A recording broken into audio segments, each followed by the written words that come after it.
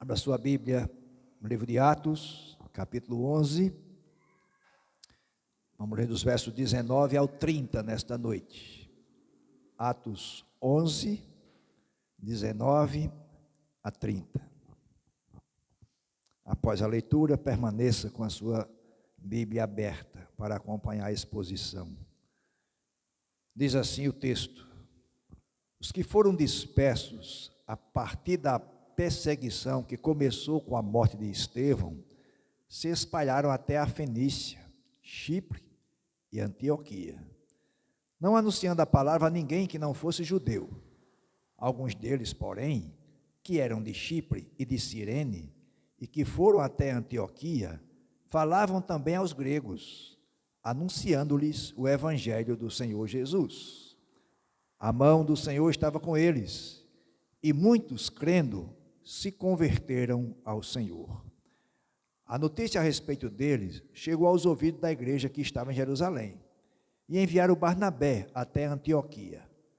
Quando ele chegou e viu a graça de Deus, ficou muito alegre, e exortava a todos a que, com firmeza de coração, permanecessem no Senhor, porque era homem bom, cheio do Espírito Santo e de fé, e muita gente se uniu ao Senhor. Depois Barnabé foi a Tarso à procura de Saulo, e quando o encontrou, levou-o para Antioquia. E durante um ano inteiro se reuniram naquela igreja e ensinaram numerosa multidão. Em Antioquia, os discípulos foram pela primeira vez chamados de cristãos. Naqueles dias, alguns profetas foram de Jerusalém para Antioquia. E apresentando-se um deles, chamado Ágabo, dava a entender pelo Espírito que haveria uma grande fome em todo o mundo. Essa fome veio nos dias do imperador Cláudio. Os discípulos, cada um conforme as suas posses, resolveram mandar uma ajuda aos irmãos que moravam na Judéia. E eles o fizeram, enviando essa ajuda aos presbíteros por meio de Barnabé e Saulo. Amém. A soberana vontade de Deus e a ação do Espírito Santo na igreja. Esse é o tema geral das nossas exposições no livro de Atos. Hoje, nesse recorte, capítulo 11, 19 a 30, o nosso tema é o seguinte: a igreja em Antioquia, a presença de Deus em tempos difíceis. E nós vamos ter aqui agora Lucas registrando, desse versículo 19 do capítulo 11, até o final do capítulo 12, a igreja de Cristo, na sua contínua fase de transição e expansão de suas fronteiras, saindo de Jerusalém e da Judéia e de Samaria, e agora alcançando os confins da terra, cumprindo assim a promessa de Jesus, de quando eles recebessem o Espírito Santo, e já o receberam, isso se daria. Então agora Lucas passa a registrar, desse versículo 19 do capítulo 11 até o capítulo 12, 25, como essa igreja vai transpondo as fronteiras e se expandindo. E Lucas vai registrar aqui para nós a cidade de Antioquia da Síria, que havia outra Antioquia, Antioquia da Panfilha, mas essa aqui é da Síria, a terceira cidade, abaixo apenas de Roma e de Alexandria. Uma cidade cosmopolita, de grande população judaica, muita gente judaica morava em Antioquia. A essa época aqui, aproximadamente 500.000 de pessoas era a população de Antioquia. É uma cidade grande, não é para os padrões da época. E é nessa cidade que o Espírito Santo vai agir, como fez em outras localidades, em outras cidades. E Antioquia passa a ficar como um destaque no relato de Lucas, como sendo a base missionária da igreja cristã. E a gente vai entender isso mais para frente, especialmente no capítulo 12 em diante. E vejo que é a partir daqui agora que nós vamos ver que a perseguição contra a igreja vai se intensificar. E cada vez mais vai se identificando. Mas o que é que a gente quer destacar nessa noite?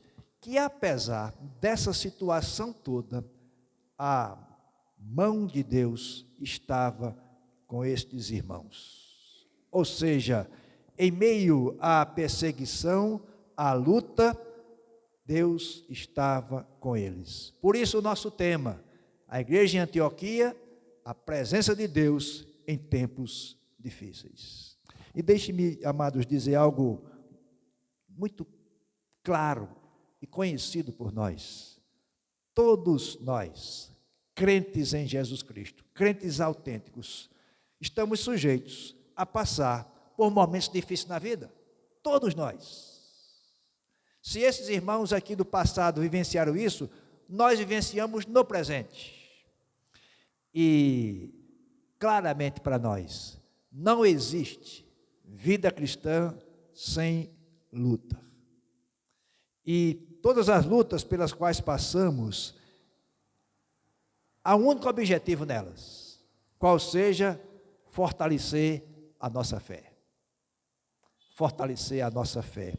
E não fiquemos assustados. O nosso inimigo das nossas almas, que fomenta inimigos contra nós, eles farão de tudo para nos demover da fé, para tirar a nossa fé, e farão de tudo para que nós olhemos para Deus e não mais nos relacionemos com Ele como é devido nosso. Então, Deus nos dá recursos para permanecermos firmes nele, quando cremos na sua palavra e na ação dele em nossas vidas. Em meio às lutas, qual a recomendação para nós? Não foquemos nas circunstâncias, mas sim na presença real de Deus através do Espírito Santo. Lutemos pela fé em Cristo, lutemos com fé em Cristo. E meus amados, isso deve estar muito evidente para nós. Os tempos que nós vivemos são tempos maus. Mas como diz pastor Ronaldo Lidório, no dia bom, louve a Deus. No dia mau, louve a Deus. Porque é nesses dias bons ou dias maus que nós podemos constatar a presença de Deus. E é isso que esse texto me aponta. A presença de Deus em tempos difíceis é comprovada, em primeiro lugar, pela mão do Senhor cuidando do seu povo. Veja os versos 19 a 21, e é interessante que Lucas começa essa parte aqui da sua carta, nos fazendo retornar à perseguição com a igreja, ou contra a igreja, que ele já havia salientado. Volte comigo, capítulo 8, versos 1 a 3. Capítulo 8, versos 1 a 3. E Saulo consentia na morte de Estevão. Naquele dia teve início uma grande perseguição contra a igreja em Jerusalém. Todos, exceto os apóstolos, foram dispersos pelas regiões da Judéia e da Samaria. Alguns homens piedosos sepultaram Estevão e fizeram um grande lamento por ele. Saulo, porém, queria destruir a igreja. Indo de casa em casa, arrastava homens e mulheres, lançando-os na prisão. É isso que Lucas está nos relembrando. Veja o que ele diz: os que foram dispersos a partir da perseguição que começou com a morte de Estevão. É isso que ele está dizendo para nós, lembrando para nós. Ou seja, essa perseguição que começou com a morte de Estevão, ela vai se espalhando, e esses irmãos aqui, diz o texto, se espalharam para a Fenícia, a região costeira, chegaram à ilha de Chipre e chegaram a Antioquia. Tudo por conta da perseguição. Então, meus amados, eles não tinham nenhum contato com os gentios, diz o texto, apenas falavam a palavra somente aos judeus. Diz aí o finalzinho do verso 19, não anunciando a palavra a ninguém que não fosse judeu. Mas, amados, isso não era uma regra, que todos os cristãos seguiam. Lucas continua dizendo que alguns deles, que eram de Chipre e Cirene, foram até Antioquia e lá falaram aos gregos. Antioquia era uma cidade também muito populosa por uma comunidade grega, por ser uma cidade da conjuntura grega. E a mensagem que eles levavam não era outra. O que é que diz aí no texto? Final do versículo 20. Falavam também aos gregos, anunciando-lhes o evangelho do Senhor Jesus. Somente, meus amados, pela mão de Deus, isto é, pela ação, pela providência divina, é que aquela perseguição transformou-se num instrumento para a propagação do evangelho. Ou seja, em meio à perseguição, o evangelho é anunciado. E é assim na história. Quando a gente chega no final do Novo Testamento, o livro do Apocalipse, Domiciano manda João para a ilha de Patmos, uma colônia penal, de onde ninguém poderia sair. E Domiciano, na sua arrogância, acha que pronto, agora sepultei o cristianismo. Engano. É lá que João recebe a revelação que fortalece os cristãos daquela época e a nós.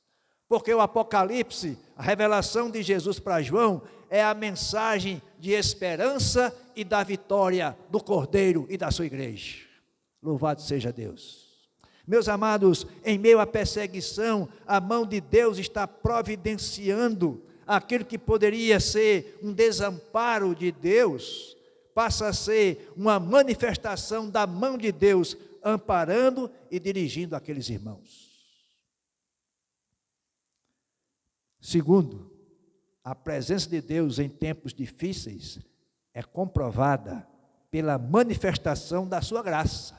Veja os versos 22 e 23 de Atos 11. O que é que nós vamos encontrar?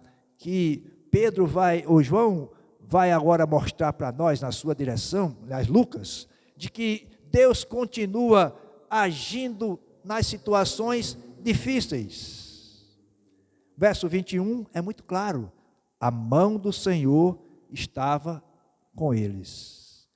E muitos, crendo, se converteram ao Senhor. Ou seja, há pouco tempo, e você vai lembrar do relato, capítulo 10 e parte do 11, de que Pedro vai à casa de Cornélio, um gentio, e isso causa um transtorno lá na igreja de Jerusalém. Agora, esses irmãos estão lá em Antioquia, anunciando o evangelho, em contato com os gentios. E isso vai acontecer depois que Pedro relatou aos apóstolos o que aconteceu. Ou seja, o Espírito Santo foi derramado sobre os gentios também. E então essa boa notícia trazida aos irmãos de Jerusalém, veja o que é, a notícia a respeito deles quem? Os irmãos lá de Antioquia. Chegou aos ouvidos da igreja que estava em Jerusalém. O que é que acontece? Enviaram um homem. Quem é esse homem? Barnabé. Sabe quem é Barnabé? Era o melhor pastor da igreja, que é enviado para Antioquia. Um homem de alma generosa, um líder experiente, um judeu helenista, ou seja, de ascendência grega, mas tinha um perfil de visão para alavancar a obra missionária entre os gentios. E então, Barnabé vai para Antioquia. Sabe, meus amados, qual era a base da vida de Barnabé? O que é que sustentava o seu ministério? Era a própria vida dele.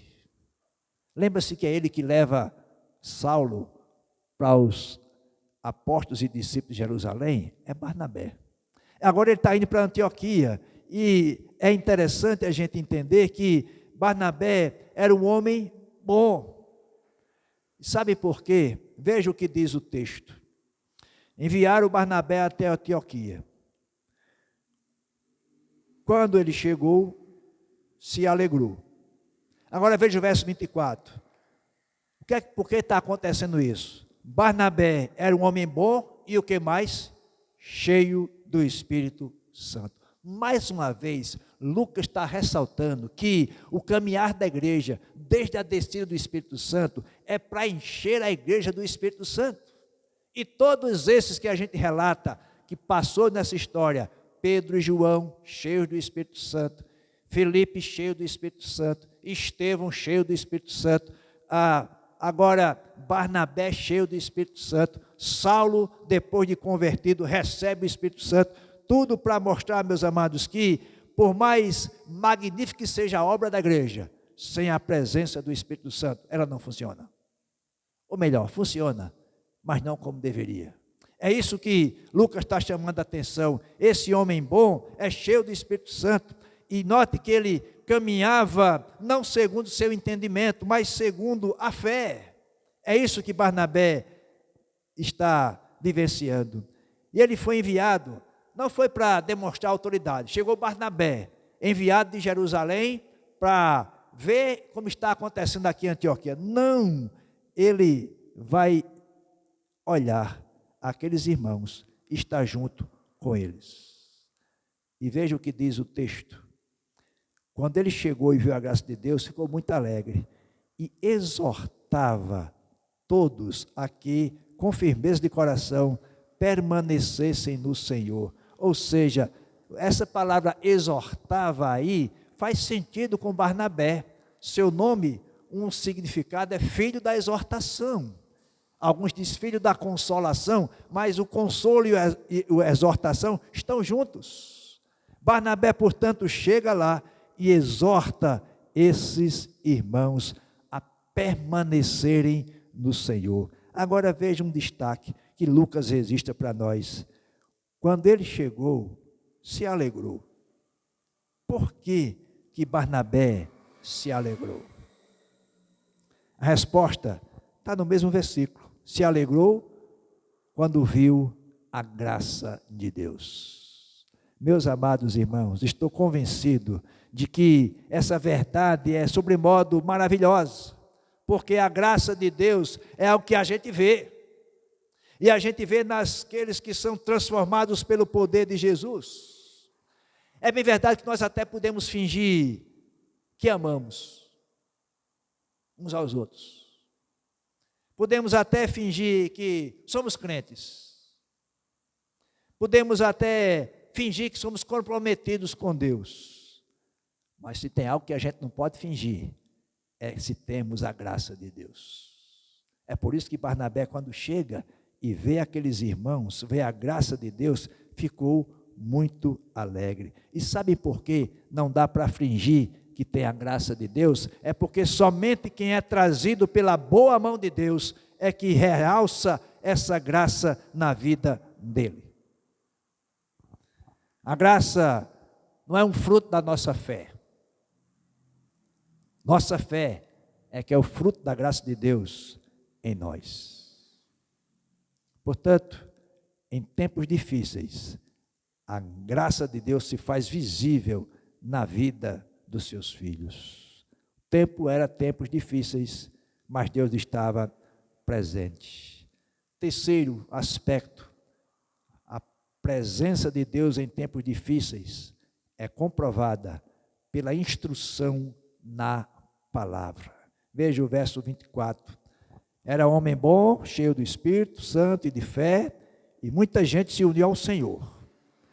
Depois Barnabé foi a Tarso à procura de Saulo, e quando o encontrou, levou-o para Antioquia, e durante um ano inteiro se reuniram naquela igreja e ensinaram numerosa multidão em Antioquia, e os discípulos foram chamados pela primeira vez de cristãos. Observaram? Barnabé não apenas construiu essa ponte entre a igreja gentílica e a igreja judaica. Barnabé foi em busca de Tarso, lá na cidade de Tarso, em busca de Saulo.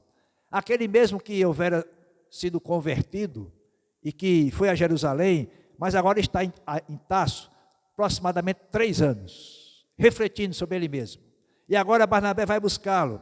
E com que propósito? Trazê-lo para continuar a obra. Humildade de Barnabé. E outra coisa, traz Saulo, e Saulo vai se transformar mais tarde no apóstolo Paulo, o maior desbravador do Evangelho de Jesus Cristo.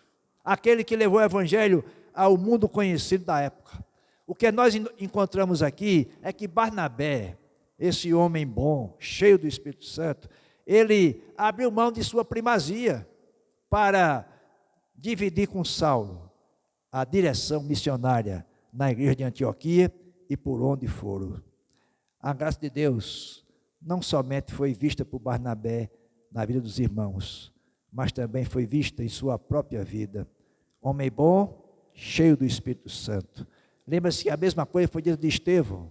Mesma coisa. Ou seja, o que é que a gente precisa entender aqui? Que a fé não pode ser um estado de euforia, mas tem de ser consistente para enfrentar as lutas. E é interessante que ele vai procurar Paulo, ou Saulo, e quando o encontra, leva para Antioquia, para falar àqueles irmãos. E o que é que eles ensinaram? A palavra de Deus.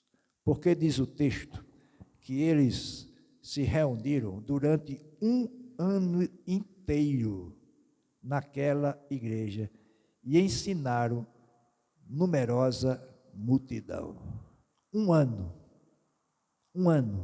ensinando aqueles irmãos a serem discípulos de Jesus.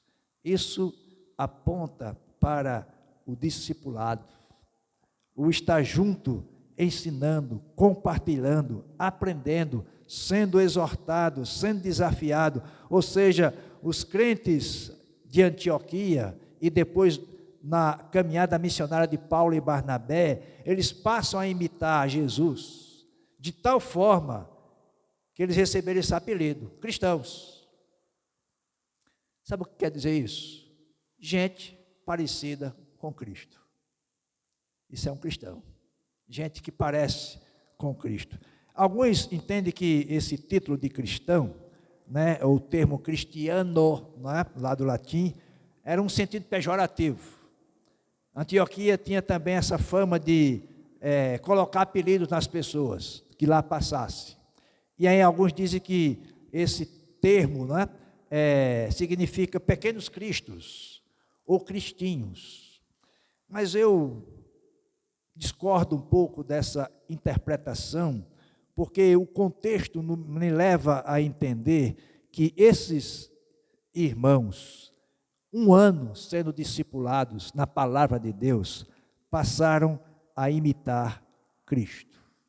Portanto, são chamados de cristãos, pessoas que parecem com Cristo. Se você lembrar um pouquinho, até agora, Lucas só chama esses irmãos, não pelo nome de cristãos, chama de discípulos, capítulo 6, verso 1, chama de santos, capítulo 9, verso 13, chama de irmãos, de fiéis, os que estão sendo salvos, os seguidores do caminho, e agora ele passa a chamá-los de cristãos.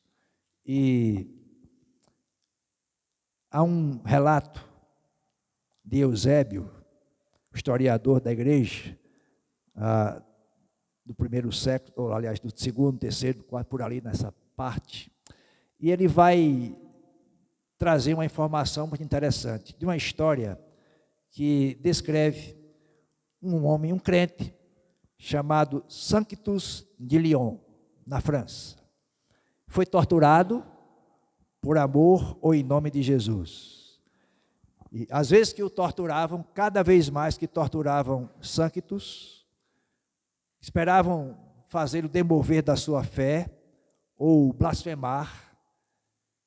Eles perguntaram: qual o seu nome? Ele respondeu: eu sou um cristão. Qual a sua nação? Ou a que nação você pertence? Ele respondeu: eu sou um cristão. Em qual cidade você mora? Ele respondeu: eu sou um cristão. Seus inquisidores começaram a ficar bravos. Você é um escravo ou um homem livre? Eu sou um cristão. Era a sua única resposta. E, meus amados, não importava o que eles perguntavam sobre ele, ele apenas respondia: eu sou um cristão. Isso deixou os torturadores mais determinados a quebrá-lo. Mas não conseguiram. Ele morreu com estas palavras: eu sou um cristão. O que é que a gente pode pensar sobre isso? Quem é você? Quem sou eu? Será que, a exemplo de santos, diremos: eu sou um cristão? Amanhã, 9 de fevereiro, tem uma sessão marcada no STF, na direção de Alexandre de Moraes, em que vai sancionar, não é mais o presidente que sanciona, agora é o STF, uma lei proibindo todo brasileiro dizer que é cristão. E vai chegar amanhã na sua casa: Selma, qual é o seu nome? Sua resposta: eu sou uma cristã. Vai ser presa e torturada: eu sou uma cristã. Tiago, que é o seu nome? Eu sou um cristão. É o que se espera de nós. É o que se espera, a presença de Deus em tempos difíceis. É isso que se espera, que nós continuemos dizendo: eu sou um cristão. Haja o que houver, venha o que vier, eu sou um cristão. Quarto e último aspecto: a presença de Deus em tempos difíceis é comprovada pelo amor fraternal. Versos 27 a 30. E aqui aparece Lucas registrando os profetas. Alguns profetas foram de Jerusalém para Antioquia, verso 27. Aqui os profetas que Lucas registra, eles diferem do Antigo Testamento, porque os do Antigo Testamento profetizaram principalmente sobre a vinda do Messias. Aqui o Messias já veio, já viveu a sua vida, cumpriu a sua missão, morreu na cruz, foi sepultado, ressuscitou ao terceiro dia, ascendeu aos céus. E o que é que os profetas agora dizem aqui? Eles pregavam a palavra de Deus e os ensinamentos de Cristo com autoridade e rigor. Então, Deus usou esse ofício profético no Novo Testamento para revelar o final ou a continuidade da Escritura Sagrada. E aí, um destes profetas era um homem chamado Ágabo, e que trouxe essa profecia: vai acontecer uma grande fome em todo o mundo. E essa fome veio, porque Lucas diz, Ágabo falou sobre isso, e ele diz: essa fome veio nos dias do imperador Cláudio, aquele que expulsou os cristãos de Roma. Todos foram expulsos. Por isso que a fome se agravou tanto lá na região da Judéia, porque Cláudio expulsou os cristãos de Roma e do território romano mais próximo. Eles foram para a Judéia e para Jerusalém. Então muita gente, sem o alimento necessário, a fome se agravou. E o que é que a gente entende com isso? É que em tempos difíceis foram amenizados pelo amor fraterno dos irmãos. Diz o texto: os discípulos, cada um conforme as suas posses, resolveram mandar uma ajuda aos irmãos que moravam na Judéia. Observaram que Lucas registra que Paulo e Barnabé não pregaram sobre isso. Meus irmãos, tem uma fome, e os nossos irmãos lá na Judéia estão passando necessidade. Não, voluntariamente, os discípulos, cada um, conforme as suas posses, resolveram mandar uma ajuda aos irmãos que moravam na Judéia. Ou seja, é o entendimento de que os irmãos são parte da comunidade cristã e que, portanto, vivem para ajudar uns aos outros. Eles estão distantes de Antioquia para a Judéia, mas levantaram essa oferta e mandaram para aqueles irmãos. E diz o texto que eles mandaram, enviaram aos presbíteros por meio de Barnabé e Saulo. Meus amados, aqueles tempos difíceis se tornaram suportáveis por conta da presença de Deus, através do seu Santo Espírito. É sempre assim, é sempre assim. Todas as vezes que passamos por situações difíceis, podemos ter certeza de que o Senhor estará conosco. Louvado seja o nome dEle. O que é que a gente pode aplicar para as nossas vidas, olhando para esse texto? Os versos 19 a 21 do capítulo 11, me faz enxergar de que o grande desafio para a nossa fé é ver a mão de Deus providenciando tudo que nos é necessário nos tempos difíceis desta vida. Precisamos aplicar isso às nossas vidas. Saber que nos tempos difíceis, a mão de Deus vai providenciar aquilo que nós precisamos. Tempo de perseguição, tempo de proibições, de escassez, nós precisamos, com fé, saber que a mão de Deus estará conosco. Nos versículos 22 e 23, a aplicação que eu enxergo é que quando você estiver passando um tempo difícil, clame, não somente pela graça de Deus, mas clame a Deus para que a graça dele seja visível em você. É isso que aconteceu com os irmãos de Antioquia, quando Barnabé chegou lá, viu a graça de Deus. Meus amados, será que as pessoas podem olhar para nós e ver a graça de Deus? Será que nós podemos dizer, eu sou um cristão, e as pessoas verem em nós pessoas mais parecidas com Jesus? Essa é a nossa singular direção, sermos parecidos com Jesus. E assim sendo, realçar, fazer com que a graça de Deus seja vista em nós. Versos 24 a 26, lembrar que em tempos difíceis, Deus nunca nos deixará sem a instrução da sua palavra. Nunca. O tempo pode ser difícil, pode ser que seja proibido ler a Bíblia, como eu fiz aquela ilustração, né? Não vai acontecer essa reunião amanhã não, tá? No STF, foi só para a gente refletir, mas pode chegar tempo, em alguns países assim é proibido ter a Bíblia e ler a Bíblia. O que é que a gente faz? Lembra do salmista? Guardei a tua palavra no coração para não pecar contra ti. Por isso que a gente precisa meditar e memorizar a palavra de Deus.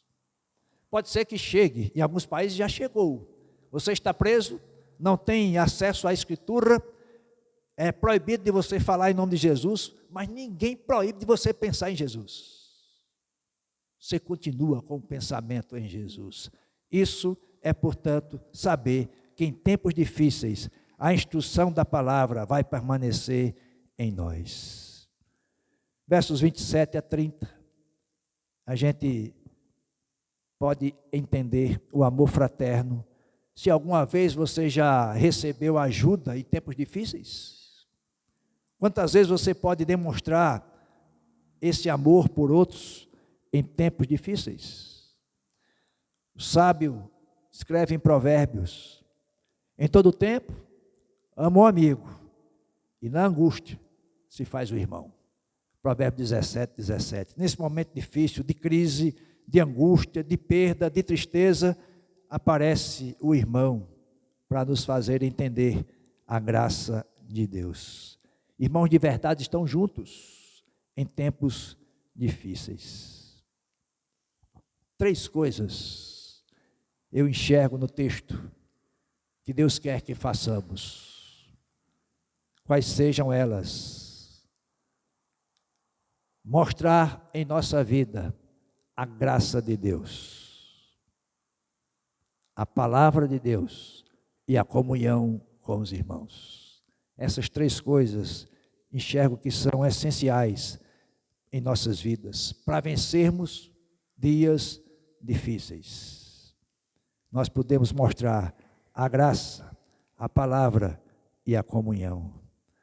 Se Deus tiver para você passar por um tempo difícil em sua vida, saiba que Ele sempre estará presente com você, providenciando tudo o que você necessitar para passar por essa provação ou tribulação. Deus está presente nos tempos difíceis. Louvado seja o seu nome.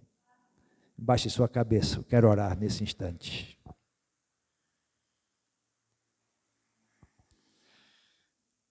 Ó Senhor, quão bom e quão maravilhoso é estar na tua presença. Saber, Senhor, que tu estás presente nos tempos difíceis, nos dando graça, tua palavra e a comunhão entre os irmãos. Presente que tu nos dás, Senhor, teu perdão, a oração, a tua palavra e a igreja de Jesus Cristo. Ó Pai, que nós possamos viver assim, realçando a tua graça em nossas vidas, fazendo como santos, simplesmente dizendo: eu sou um cristão. E o teu nome seja louvado e exaltado para todos sempre. Amém. Receba a bênção dos apóstolos. Que o amor de Deus, incondicional e imutável amor, a graça de Jesus Cristo, nosso Senhor, a comunhão, as consolações, o discernimento do Espírito Santo estejam com todos nós e com todo o povo de Deus, hoje e para sempre. Amém. Faça a sua oração em silêncio e depois aguarde para algumas comunicações.